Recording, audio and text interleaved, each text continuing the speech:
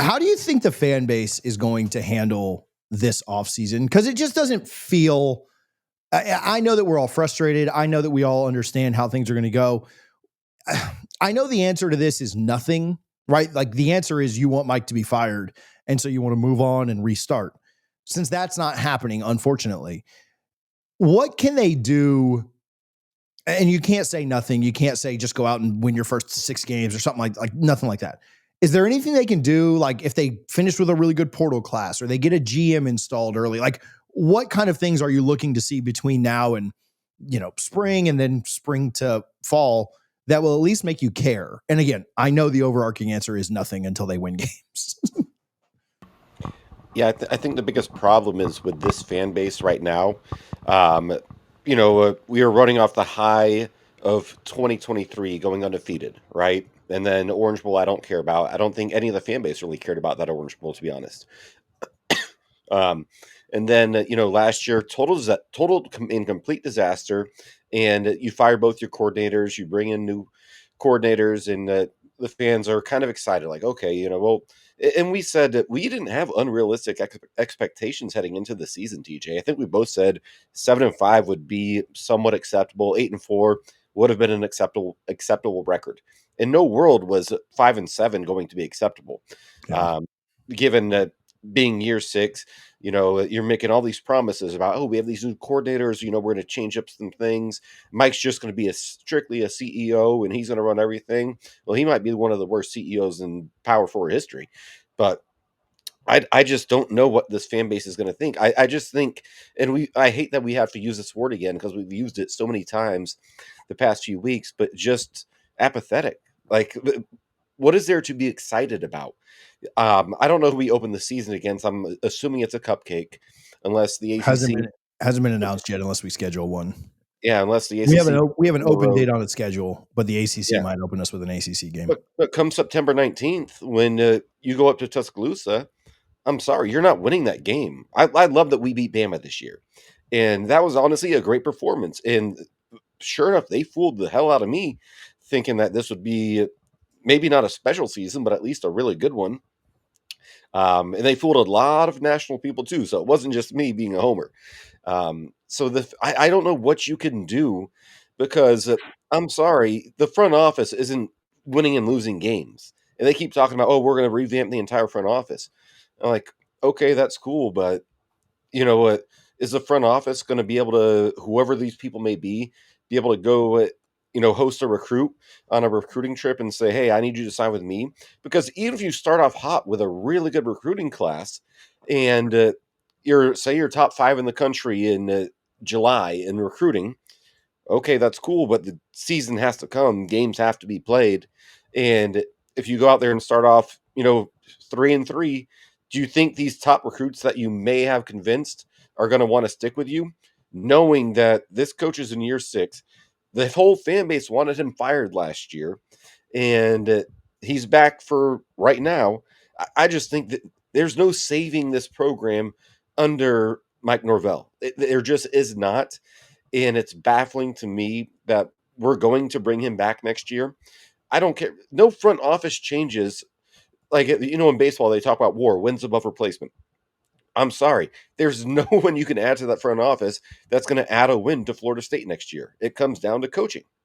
Before we go on, I do want to give some love to Tallahassee Ford. They are a presenting sponsor of our show this season and this year. We appreciate the good folks over at Tallahassee Ford for all that they do to give back to not only our athletes, but also to support our channel. If you are in the market for a new or used vehicle, let our friends at Tallahassee Ford make it the easiest and most simple process that you've ever experienced. You don't even have to go into the dealership. You certainly can if you're in the local area, but if you're anywhere, they can deliver the car to you. They will get you all taken care of online. Ask for my guy, Bill McKinney, who is there every day, who is very visible. They do a great job at Tallahassee Ford, and we could not be more proud for their support and partnership. I struggled to see, so I'll do this real quick. If you're watching this on X, I am going to literally reply to the tweet and just show this on YouTube now. So the link is posted. Come on over to the YouTube and hit the subscribe button if you're doing that. We'll see if some of you make the jump over. We can also see your comments over there. Unfortunately, we can't see them on X because, Elon hates for us to see what you guys say on any streaming platform. So yeah, I have concerns around the GM idea too. Like, from everything I've heard, now this has changed because there's been some pressure. So maybe some of the administration does listen, but from everything I've heard, the GM hire was expected in late January. Richie, you want to know what that means? If the GM hire is happening after signing day and after the portal, not that the GM would really help much with 4 days to go until signing day or whatever, that doesn't matter. But if the GM hire was happening in late January and that was the fix for what we're doing with this program, that's the administration telling you that this next year doesn't matter. Like, if the GM hire happened on December 1st or December 2nd or December 3rd, and he had a month and a half to plan with Mike Norvell for the portal and the transfers they wanted to take and really strategically build a roster and evaluate talent, and you could see some promise in next year's class, all of that I think would count towards, okay, 2026 needs to be a good year for Mike Norvell, a 7, 8, 9 win season, preferably on the higher side of that. If the GM is going to get hired after the portal window, then that's Florida State telling you that they don't care about the results of 2026. Because if their fix, if their solution is to bring in a GM to do more of Mike Norvell's job for him, to pay him $10 million a year to wear cool hoodies on the sideline, which he does a pretty good job of, I'll say that. If that's the fix, and you're not doing that until, when will the GM's next opportunity to be a GM happen? Not until the next offseason. So I think they're telling you that if we go 5-7 again next year, Mike's coming back for 2027. I know we all think that, he's a lame duck and he's going to be gone. But if they're not giving him the pieces to make next year's roster better, if they're still going to rely on the process that they have right now, then the results can't be held against him. Now, for us, they will be, right? If Mike loses a few games early, we'll all be chanting, fire him again. But if the admin is not going to help this guy out, because clearly he can't do it, couldn't do the offense, he can't do the recruiting, you hired Gus, you're going to hire a GM. But if you're not hiring a GM until after the portal's already been open and guys are starting to pick their schools and trying to enroll in classes, then I think the admin's telling you, buddy, buckle up, because we ain't firing him next year either. So that is concerning. Now, all that said, I am very interested to see when Florida State does make a hire at the GM position and does make the front office changes at this university, because I do think there's been some pushback to that idea. And I think that Alfred feels a little more pressure to get that done more quickly. But again, if he can't get that done within the next few weeks, and we're hiring a guy at the end of December or at the beginning or middle of January and the portal's already been open, man, that ain't very good. That ain't setting us up for a lot of success next year. And so, man, I don't know. I don't have a lot of confidence from that perspective. I also don't have a lot of confidence from a competitive pay perspective. I mean, Alfred, I think it was just me that interviewed him last time, but he came on this show and he said on record multiple times that he believes in the cap. And he believes in rev sharing. And that's why you haven't seen them push the battles in. That's why you haven't seen them trying to raise NIL money. I think Florida State's administration is very much in the camp that we're going to play by the rules, though nobody else is. LSU's offering Lane $25 million for a roster, and you know what Ohio State's paying, and you know what all this other stuff is. I think Florida State is going to play this game with a bad coach and one hand tied behind their back, unless Alfred and the administration change their view on what the cap is. And I don't believe they're going to do that. I would love to be wrong there. I would love for Alfred to come out and say, hey, I've rethought some of the things that I think about the cap. I think there are opportunities for NIL to exist outside of that. But I think we are going to, with a loser coach and a loser program right now, play with one hand tied behind our backs. And I don't even know how much a GM is going to impact that, right? At the end of the day, there are some kids that do relate better with coaches and they'll go somewhere for a discount. When I was in Raleigh, I was chatting with one of their coaches and I was being told what other programs were offering some of their guys that are still on the team. And some of those guys were offered 3 or 4 times amount that NC State was able to pay them. And he said, look, I have some really good relationships with some kids and I was able to keep them from getting poached. We gave them a little bit more, but we didn't get close to what they were being offered. Yes, there is some of that exists. You can overcome some things. But man, if your roster is going to be $5 to $10 million less than what they're paying in Gainesville or what they're paying in South Florida, you ain't gonna win games, man. Like that just is what it is. And so I have concerns about when the GM is hired, and I have concerns about whether or not we're going to truly utilize the money. There's this big narrative out there, Richie, that says, hey, we'll take Mike Norvell's buyout money, right? Maybe not all of it, maybe not all 50 million, but we'll take some of that extra $9 million a year that we had and we'll give it to the players. We'll buy better rosters so that this idiot can have good enough players to go out and play. Hey, it works for Miami. They got a guy, who did I listen to? Corey Clark maybe said something like, I don't even know if that guy down there can tie his shoes, but he can fall backwards into 10 wins. I think that's kind of the case, right? Like, okay, yeah, take Mike Norvell's $9 million that you were going to have to pay him and go give that to better players. Florida State's not doing that. I don't think Michael Alford wants to do that. I think he wants to play by the cap. He wants to play by the rules. I don't think they're going to spend extra money. And so to me, it's a grim outlook because I don't think it's going to get any better. If you can't get better players, if you can't be more competitive in an IL, and if you don't hire a GM until late January, who gives a crap that you're putting a Band-Aid on this, a fake Band-Aid, right, on this thing for the next few months? Yeah, and I have a couple things there. The fact that I think a GM is a useless position in college football. I really do. It's for a coach that can't do his job. So, I mean, Yeah, what does Ray got us? He got us Blake Nicholson, who's a solid player. That's it, right? So I don't get it.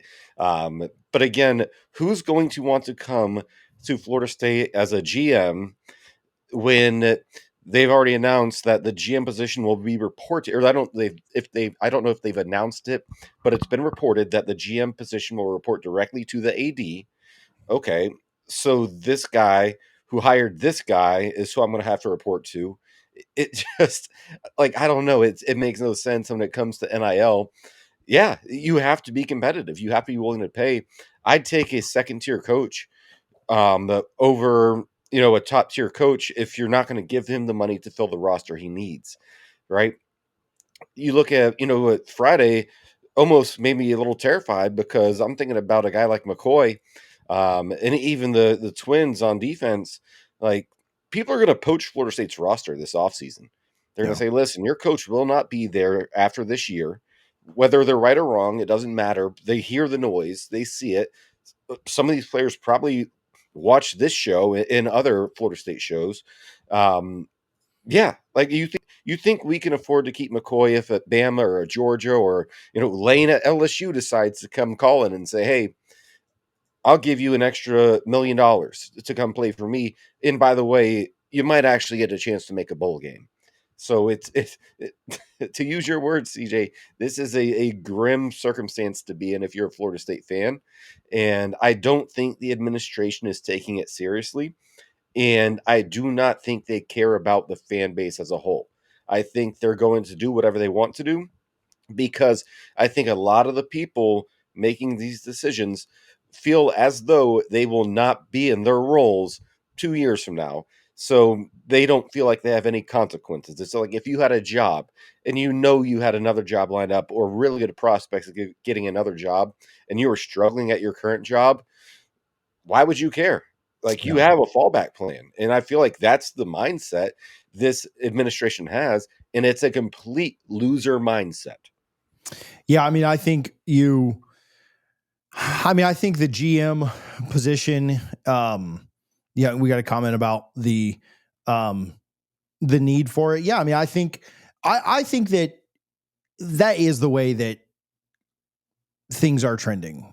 And it doesn't surprise me at all that Florida State is going this route. Some programs don't need this position. Some do, right? And Mike Norvell clearly cannot recruit. And so bringing somebody else in to oversee football and kind of be very much like the NFL model now that guys are getting paid and you're having contract negotiations and stuff like that. You need somebody that can actually do that and be like more of a director of program operations. I think the GM, whoever they hire, will be the one to eventually say that Mike Norvell is fired, but he can't do that without the AD's blessing, whether that's Alfred or whether that's somebody else. He can't do that without the approval from the board. He can't do that without the president signing off on it. So there's still the same mechanisms in place that exist. It just, Florida State needs a GM. I'll say this, Florida State needs a GM because The guy they got now can't. The same reason they needed Gus Malzahn. The guy that they had now couldn't call plays, and the guy they got now can't recruit kids, and the guy that we got now has a very imbalanced roster. Yeah, there's some really good players on this team. We think about Croma, we think about LaWayne McCoy, we think about Deuce Robinson, who I think he's probably going to the NFL. Think about Darrell Jackson, the Desir twins. They did a good job, I guess, with their offensive line this year. They did a good job in some places. They're terrible at the linebacker position. They were getting beat all night at defensive back, which we thought that was going to be a strength with Surtain. They aren't good at the quarterback position. I appreciate Tommy's effort, but I'm okay if he doesn't come back. I think we need to go in a different direction there, and he probably won't be wanted back if Gus isn't around, which I would be surprised at this point if Gus is back. So I don't know, man. I think they do need a GM. Not necessarily every program needs one, but Florida State certainly does, just because of how bad their coach is. And you talk about this. I was talking with somebody about this the other day, or just today. The schedule is much tougher on paper right now than it than it was this year. I mean, you don't play a bunch of absolutely terrible teams down the stretch like you did this year. And so now that schedule looks tough now. We know how things work all the time. It looked somewhat daunting this year and then didn't end up being as bad as we thought. So I do think that there's opportunity for it not to be as hard, but shoot, you play the same Big Four in Alabama, Miami, Clemson, and Florida. And I know you upset one of them this year. I don't think you're going to get that surprise attack on one of them again next year, because you don't play any of them in week one. And then you play on the road at Pitt, you play NC State, you play on the road at SMU, like you play Virginia again, who you couldn't stop, just run the ball down your throat. I don't know, man. It seems daunting, but again, when you get to next year, I bet 6-6 saves his job. I don't think he even gets fired for that. So that's what maybe sucks the most about it. Yeah, and that's the problem. And that's what I said about, I'm going to age myself a little bit here, but when I was a freshman at Florida State, the school president was TK Weatherall, who was a legend for Florida State, played receiver for Florida State back in the day. And at the time when I was covering the team as a student reporter, it was funny. I'm like, man, this president, he's too involved in football. But looking back now, it's easy to see he just cared about the football program. I remember being on a radio show my senior year. I was on a radio show. A guy named Chad Scott. Some of our Atlanta listeners or viewers might know it. He was my co-host. So we were on 6 radio stations across the Southeast. And out of nowhere one day, he's like, "Do you think we should get rid of Bobby Bowden?" And I'm like, whoa, that's a tough question, because I grew up loving Bobby, and then I thought about it and I gave an honest answer. I said yes. And we talked about that for a little bit. And TK Weatherall is one of the people leading forces to make that decision. Now, obviously, is Randy Spetman, who was the athletic director at the time, who was a coward as well. But it's just, I guess what I'm trying to get at is Florida State has a standard. And if 2-10 and 5-7 and missing 4 bowls in 6 years, when I was 31 years old, before we ever missed a bowl game, if that's okay, and that's the standard, we are resetting the standard at this point. And that is not okay with me. I'm sure it's not okay with you, not okay with Harlan, and not okay with a lot of these fans and boosters who pay a lot of good money that they work hard for. And if you're going to reset our standard to be like, well, just give him one more year after winning 7 games in 2 seasons, that is insanity to me. And if you're willing to reset the standard to, you know what? I know we lost by 20 or 19, whatever it was, to Florida, but hey, we fought a good first half, and this team's got something going for next year. That's not okay with me. And again, I think it goes back to, and I'm not that guy that says you only hire alums, because every time the DB coach position comes open, everyone's like, oh, we got to hire Crow, and everyone's like, oh, well, if we do get rid of Mike, we've got to hire Dion. No, you don't have to hire alum, but you have to hire people that are invested, and your actions show me how invested you are. And the actions I've seen from our current administration tell me they're not invested in football.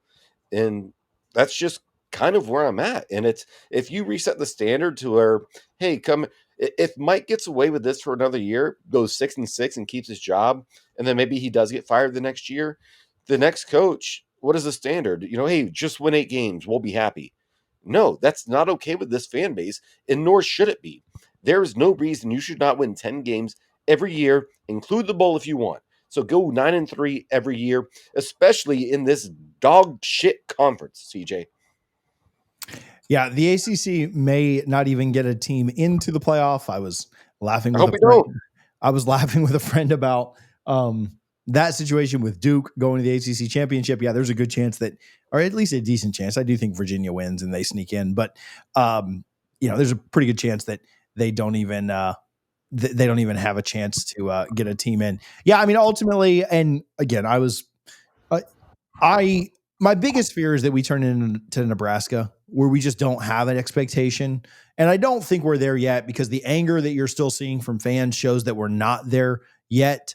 Um, but there is coming a day if we don't get this turned around the right way where we will not like where this stuff won't even hurt us anymore. Like everybody's hurt right now. Everybody's frustrated and everybody's angry and everybody's very adamant that this is not, but there will come a day where going to Tallahassee for games is just about seeing the people that you care about. Like I don't like I'm just telling you, I don't know how much I care to go watch FSU football next year because it's not an enjoyable experience. Now there are people, I can think of people that I want to go see and hang out with and tailgate with and spend time with and laugh with and talk with and do all that stuff.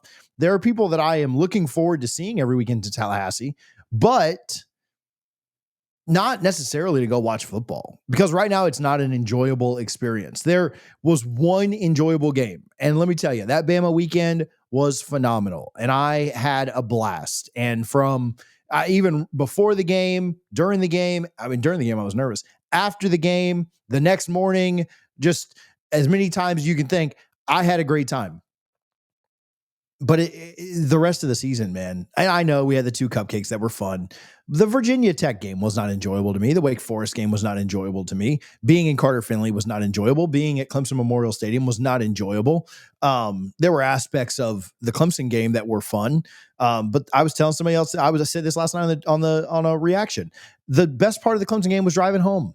Like the drive home to me was the best part of the Clemson game. Without a doubt, it was the best part. I was dozing. I was tired.